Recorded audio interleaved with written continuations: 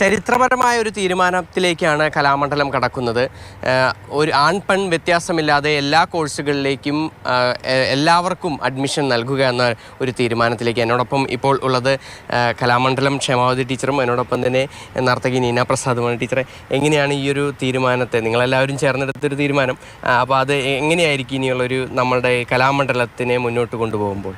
ഞങ്ങളെല്ലാം ഒരുപാട് വർഷമായിട്ട് ഈ കലയിൽ പ്രവർത്തിക്കുന്നവരാണല്ലോ.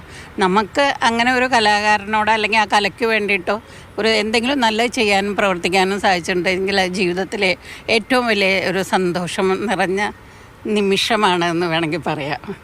ഇത് കലാമണ്ഡലം സംബന്ധിച്ചിടത്തോളം ഈ ഒരു ആവശ്യം ഒരുപാട് കാലങ്ങളായിട്ട് നിലനിൽക്കുന്നതാണല്ലോ. അപ്പോൾ ഇത് വൈകിപ്പോയോ ശരിക്കും?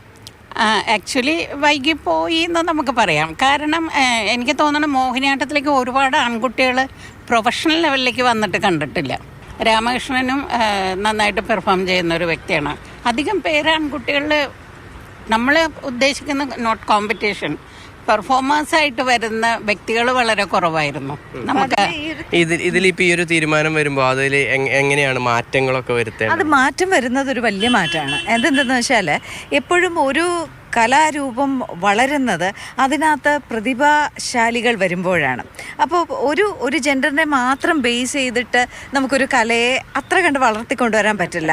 അപ്പോൾ തീർച്ചയായിട്ടും പ്രതിഭാശാലികളായിട്ടുള്ള വളരെ കഴിവുള്ളവരുടെ ഒരു കോൺട്രിബ്യൂഷൻ ഈ കല ഇനിയും വളർന്നുകൊണ്ടിരിക്കും. ഓക്കെ, അപ്പോൾ അതിൽ ആ കാലത്തിനനുസൃതമായി പല ചേഞ്ചുകളും ഇനി വരുന്ന തലമുറ കൊണ്ടുപോകും. ആ തലമുറയ്ക്ക് ജെൻഡർ ഇല്ല. അതുപോലെ ഓരോരുത്തരുടെയും ചിന്തയില്ല എനിക്ക് ഇന്നമാര് ചെയ്യണം, ഇന്നമാര് കൊറിയോഗ്രാഫി ചെയ്യണം. ആ ഐഡിയാസാണ് ആൾക്കാരിൽ അത് ദൃശ്യവൽക്കരിക്കുമ്പോൾ ബ്യൂട്ടി ഉണ്ടാവുന്നത്.